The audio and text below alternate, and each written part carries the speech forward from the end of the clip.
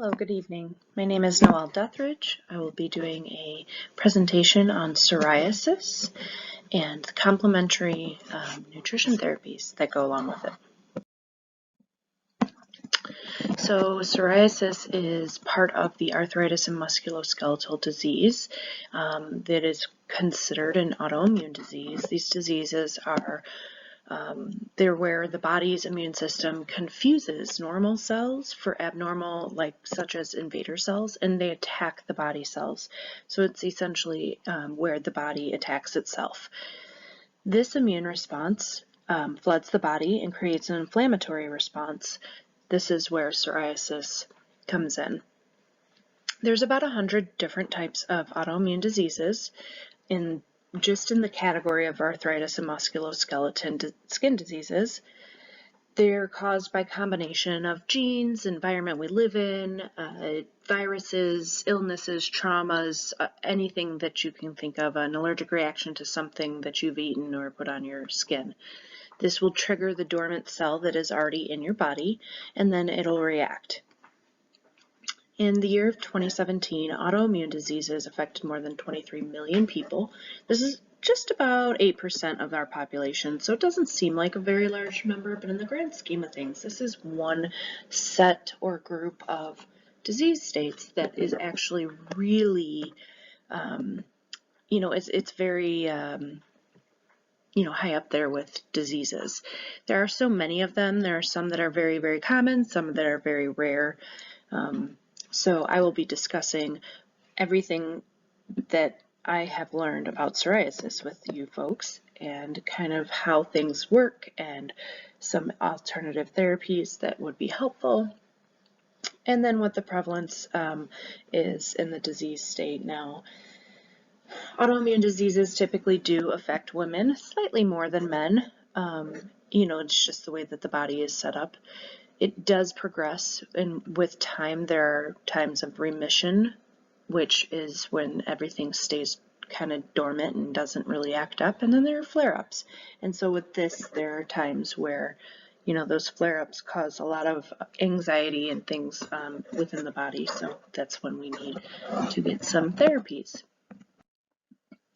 So the focus on today's presentation will be characterizing psoriasis, diagnosing signs, symptoms, and then current conventional treatments, and then going more into depth on the other treatments that there are. So psoriasis is characterized by inflammation due to an unknown immune response in the body that creates scale-like bumps, patches raised on the outer surface of the skin. Because of the overactive growth of the skin cells, it doesn't have enough time to shed, such as if it was, normally growing. It takes a couple of weeks for new skin cells to kind of replace the old skin cells. When you have psoriasis, you actually are growing skin cells within days of each other instead of weeks. So the immune system response is so fast and so rapid that it creates these little puffs of skin cells. Some just shed. There are some that get really bad. They raise, they itch, they burn, they hurt, and this is again just an immune reaction from the body, and it does really kind of cause the inflammation to come to the outside. The disease state does actually begin in the inside of the body, obviously here with the inflammatory response. They get if you have the signs and symptoms that are scale-like skin patches, they'll grow. Typically, they hit the elbows, knees, and scalp before any other area of the body. That's kind of how people find out. They go to the doctor in order to be diagnosed. They get a physical exam exhibiting the typical physical symptoms, such as those, different spots on themselves. And then, with the itching, swelling, redness, pain, and stiffness in the joints upon waking, this is where the doctor will ask for all of this information in order to diagnose. Typically, when going to see a physician to get a diagnosis, you have to go to a dermatologist. They're specializing in, skin diseases. They'll check your skin. They'll probably take a couple of samples, nails, scalp, anything that could happen to corrugate skin cells, and then that will give them the ability to give you an accurate diagnosis. Current treatment for psoriasis is actually based on the severity of it and where it's located. There are oral and topical steroidal medications, as well as some complementary medications, such as people take supplements of curcumin. Arnica gel is very popular. There is light therapy and very much so stress reduction therapy. These are to target specific areas of the body that experience the most irritation. So epidemiology, we're going to discuss the prevalence, incidence, determinants, economic, societal, and graphics. I have a couple graphics to show everyone.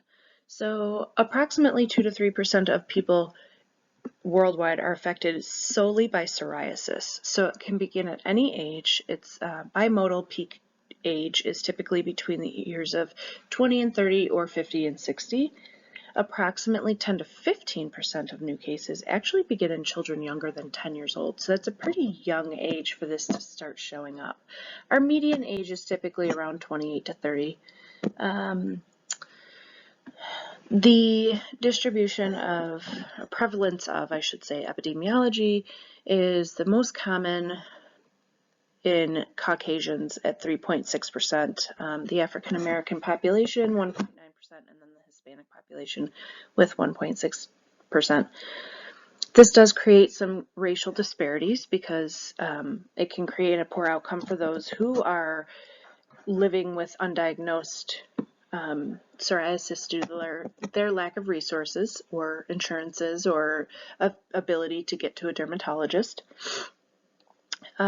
It does affect skin of color differently, so based on the hypo and hyperpigmentation of skin itself is kind of how it kind of moves in with that genetic disposition than our environmental disposition.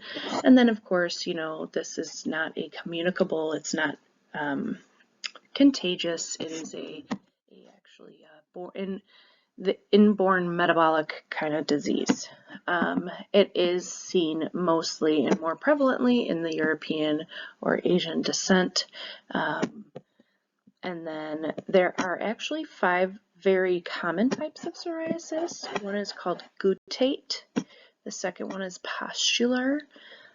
Plaque psoriasis, which is the most common form of psoriasis. Inverse, and then there's the erythrodermic, which is the most rare form of psoriasis. So pathophysiology.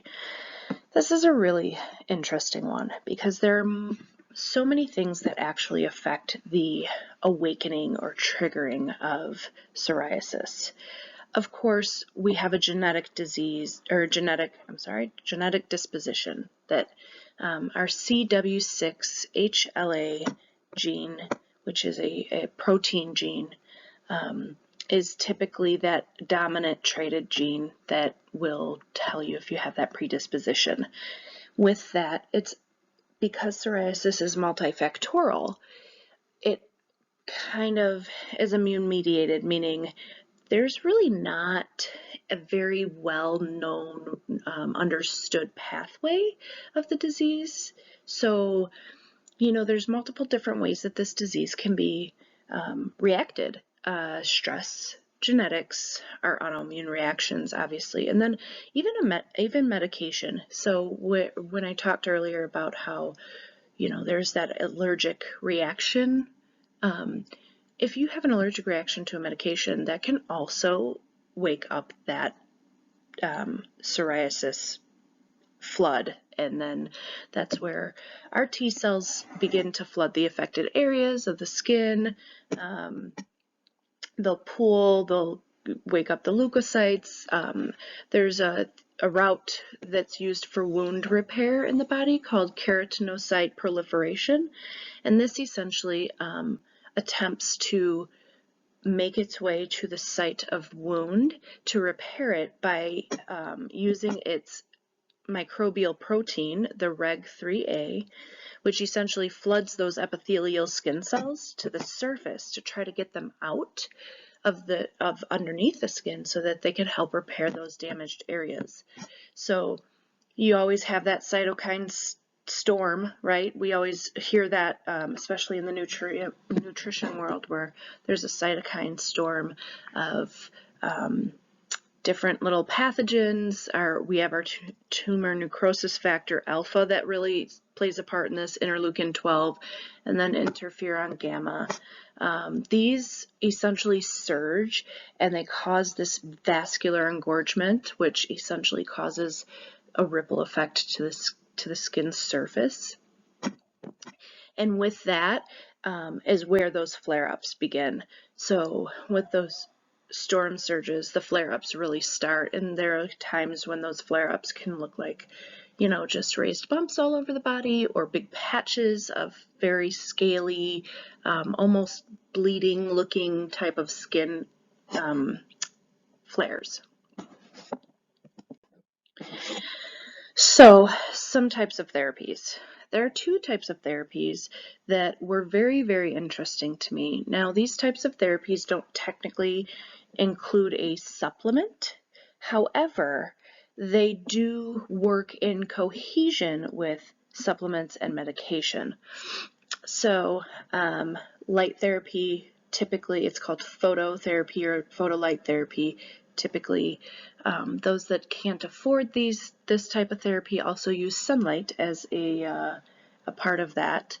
And this is used to reduce physical symptoms of the disease state. So why would they use light therapy? Well, what ends up happening is you know, anytime you go in the sun, you have this feeling like your skin kind of soaks up all of the UVs, and then what happens from there is, you know, your skin kind of moistens up, and it kind of you get that feeling of like your skin is kind of trying to repair itself. So the UV lights will use the UV rays that we get from the sun or from this photolight therapy, will essentially use short waves to kind of bounce off. You know, they're like derived photosensitizers, and they mix with the PUVA, which are essentially just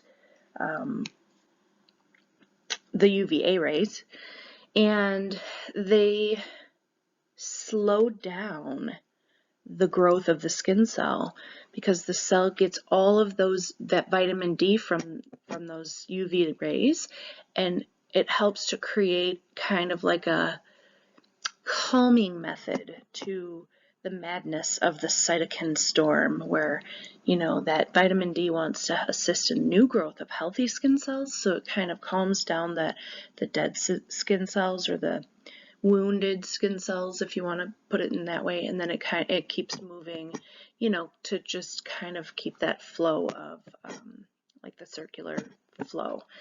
So with that, you know, we're talking about what this phototherapy can treat.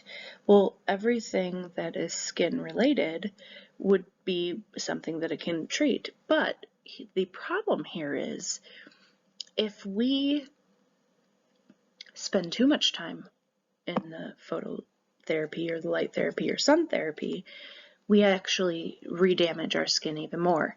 So we don't want to do that. We just really want to get a little bit of time out in that light, let our bodies soak it up, then take that and move on with it.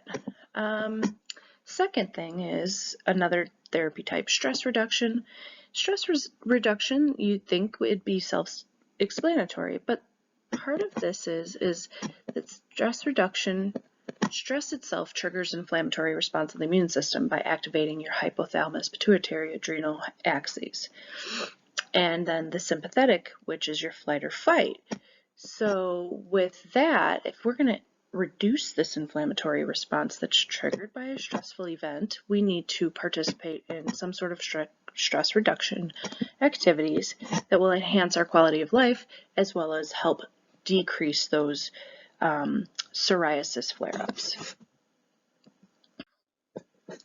So these are some of the trials that I had found on the phototherapy, a lot of them working around, adults and very small amounts of folks, but they're all kind of randomized prospective therapies, and they essentially go through a couple of different types of phototherapy products, and from everything that they've outcomed, that there is not a ton of preventative maintenance that you could do with psoriasis, but there is definitely ways to reduce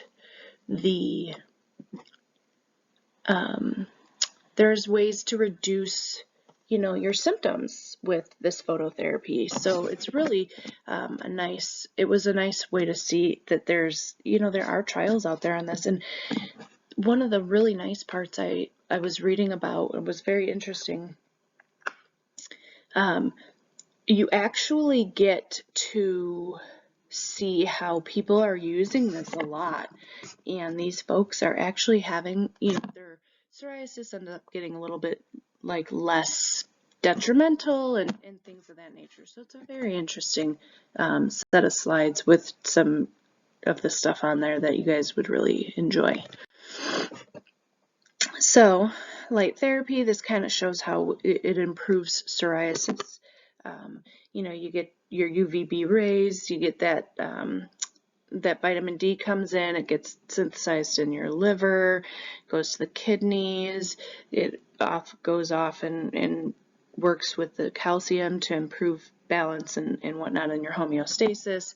But what it does is it promotes the differentiation and the proliferation of the keratinocytes that I had mentioned earlier, where it actually feeds them so that they can keep spurring themselves to the skin surface and helping repair that damaged skin. This is just the slides on the stress reduction and, the studies that they did about how doing mindfulness and yoga and behavioral education on the conditions and information about how you can handle these conditions and how to keep your stress levels down.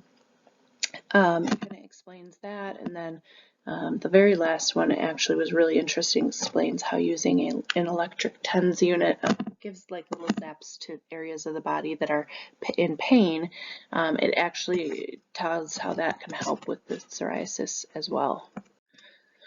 So recommendation. There's multiple supplements on the market. We know that. Curcumin is one of the only ones that I read about that would be helpful in psoriasis. Curcumin is a really great supplemental spice, but people really don't like curcumin. You have to really have a sense of taste for that.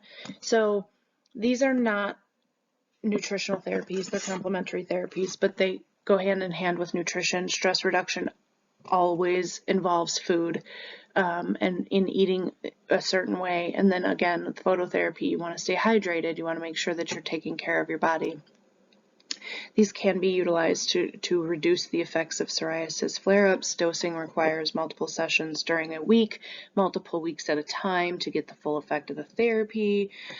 Keeping in mind that complementary therapy is always in conjunction with medication therapy. With that being said, continuing use of medications that your physician prescribes is part of, being safe and healthy. So evaluation, when used for skin conditions, phototherapy is generally considered safe. However, you can experience side effects such as redness, dry skin, itchy, nausea, blisters, folliculitis, which is kind of like an infection of your hair follicles. Some people do have long-term side effects from phototherapy. Again, if you do too much damage to your skin with too much sun or phototherapy, it can always cause premature skin aging or even some skin cancers. There's really no drawbacks to the stress reduction. It's really just all benefit. Other therapies, I thought climatotherapy was pretty cool. It's just like a change in location, warmer setting, milder temperatures, no high UV rays, but and then arnica lotion, which we had talked about. And the references.